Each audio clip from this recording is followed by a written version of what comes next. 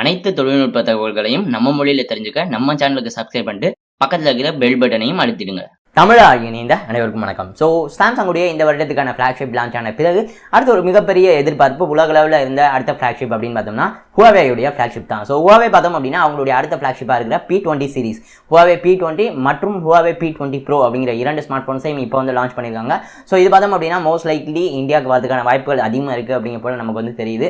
So மேலும் இந்த P20 Proவில் கொஞ்சம் எக்ஸ்க்ளூசிவான பல்வேறு அம்சங்கள் வந்து இருக்குது. ஸோ இந்த P20 மற்றும் P20 Pro உடைய ஸ்பெசிஃபிகேஷன்ஸ் என்னென்ன, மேலும் இந்த P20 சீரிஸ் பற்றின என்னுடைய கருத்துக்கள் என்னென்ன அப்படிங்கிறத இந்த வீடியோவில் நம்ம பார்க்க போகிறோம்.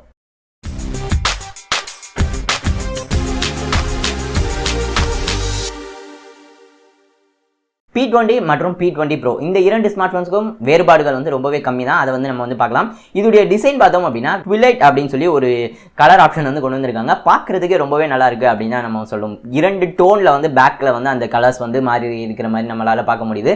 அடுத்து இந்த சீரிஸ் P20 சீரிஸில் இருக்கிற டிசைனுடைய மிகப்பெரிய மாற்றம் அப்படின்னு சொல்லி பார்த்தோம் அப்படின்னா நாச். ஸோ Huaweiயுமே வந்து நாச்சை வந்து விட்டு வைக்கல. ஸோ நாச்சஸ் வந்து P20 சீரிஸில் வந்து இருக்குது. பட் மேலும் பார்த்தோம் அப்படின்னா இவங்களுடைய அந்த டிஸ்பிளேவுடைய கீழ் பக்கம் பார்த்தோம் அப்படின்னா ஃபிங்கர் பிரிண்ட் சென்சார் வந்து ஃப்ரண்ட்ல தான் வந்து கொடுத்துருக்காங்க.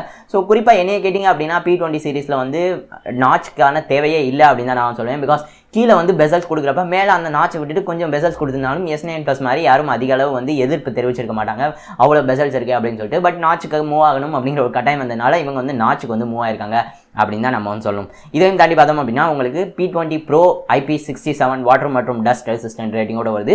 மேலும் இந்த சீரிஸில் இருக்கிற இரண்டு ஸ்மார்ட் ஃபோன்ஸ்லையுமே வந்து 3.5mm ஜாக் வந்து கிடையாது. ஸோ ஹெட்ஃபோன் ஜாக் வந்து கிடையாது அப்படிங்கிற வந்து குறிப்பிடத்தக்கது.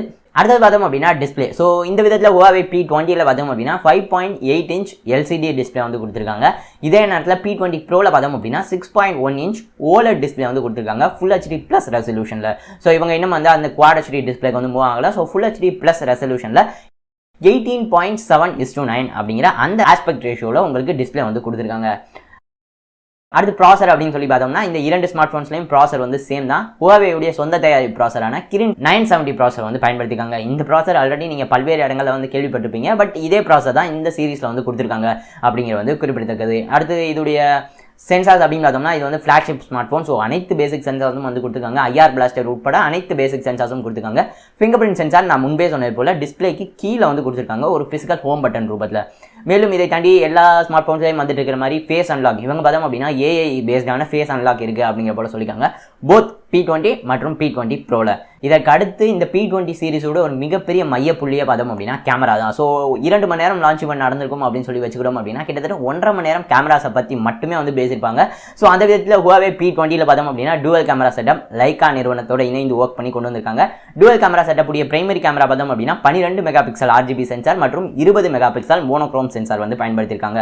அடுத்தது பார்த்தோம் அப்படின்னா P20 Pro. ஸோ இதில் பார்த்தோம் அப்படின்னா கிட்டத்தட்ட உலகத்திலே முதல் முறையாக 3 கேமராஸோட கொண்டு வந்திருக்காங்க. ஸோ இந்த செட்டப் பொறுத்து பார்த்தோம் அப்படின்னா 20 megapixel monochrome sensor, 40 megapixel RGB sensor வந்து கொடுத்துருக்காங்க. அதை தவிர ஒரு 8 மெகாபிக்சல் டெலிஃபோட்டோ லென்ஸ் வந்து கொடுத்துருக்காங்க. ஸோ இது அனைத்துடைய உதவினால உங்களால் 3x வரையமான ஆப்டிகல் ஜூம் வந்து எடுத்துக்கலாம், 5x ஹைப்ரிட் ஜூமோட எடுத்துக்கலாம் அப்படிங்கிற போல சொல்லியிருக்காங்க. மேலும் எக்கச்சக்கமான கேமரா ஃபீச்சர்ஸ் வந்து கொடுத்துருக்காங்க. இவங்க வந்து இவங்களுடைய சொந்த AIS அப்படின்னு சொல்லி அழைக்கிறாங்க. ஸோ AI இமேஜ் ஸ்டெபிலைசேஷன் அப்படின்னு சொல்லிட்டு. ஸோ இது பார்த்தோம் அப்படின்னா OIS மற்றும் AIS விட பெட்டராக இருக்கும் அப்படிங்கிற போல சொல்லியிருக்காங்க.